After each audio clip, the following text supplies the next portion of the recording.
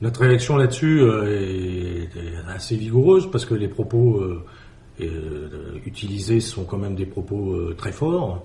Et à notre connaissance, je puis affirmer qu'il n'y a pas du tout au sein du comité entreprise quelconque surfacturation ou éventuelle malversation qui aurait été commise. C'est quand même des propos qu'on ne peut pas accepter.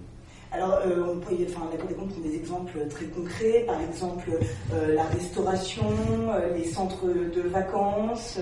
Vous n'avez jamais remarqué de tels dysfonctionnements Je dirais d'abord deux choses. C'est qu'effectivement, la Cour des comptes sort beaucoup de chiffres, ce qui nous permet un petit peu de nous perdre là-dedans.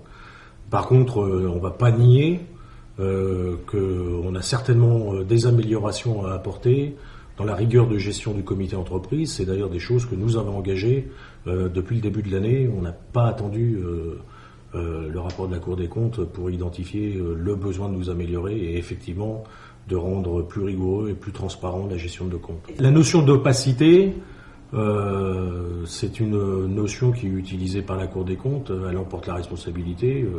À notre connaissance, il n'y a pas du tout opacité des comptes. D'ailleurs, tous les livres sont mis à disposition et peuvent être contrôlés. Et d'ailleurs, la Cour des comptes a bien pris le temps d'analyser l'ensemble de ces documents pour s'en faire son appréciation, qui est quand même assez surprenante. La fête annuelle du CE, on en entend beaucoup parler. Vous y avez déjà une fête apparemment à 450 000 euros, il me semble, dans un château. On conteste un petit peu le chiffre, mais l'essentiel n'est pas le chiffre. L'essentiel est le fait qu'effectivement, une fois par an, le comité entreprise organise une fête, un moment festif, qui rassemble plus de 10 000 personnes. Comme ça, quand je rapporte le prix de cette fête au nombre de personnes qui y participent, je relativise les choses. Et puis, ça fait partie des activités sociales du comité entreprise. Ces moments de fête, ces moments de convivialité, pour certains agents de la RATP, c'est parfois le seul spectacle auquel ils ont la possibilité de participer ou d'assister. Vous qui y avez assisté, est-ce que c'est des dépenses complètement hallucinantes? Est-ce que c'est... Vous savez, quand vous allez sur le marché pour solliciter de faire un spectacle, je pense pas que les artistes ou les chanteurs chantent gratuitement. Il y a des productions, il y a toute une série de choses. Après, vous avez les équipements, les installations à mettre en place. C'est pas complètement ahurissant, un tel chiffre, malheureusement. On aurait souhaité que les tarifs soient pas tout à fait les mêmes, mais organiser ce genre de fête a toujours un coût.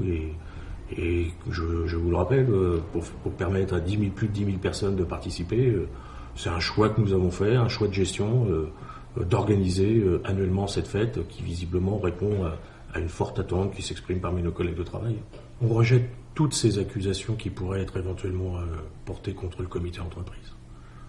Quand je dis on rejette, ça ne veut pas dire qu'il n'y ait pas besoin d'améliorer notre fonctionnement, de faire en sorte effectivement d'avoir une meilleure rigueur de gestion, de rendre plus transparent le résultat de nos activités, mais nous accuser, c'est quand même assez fort.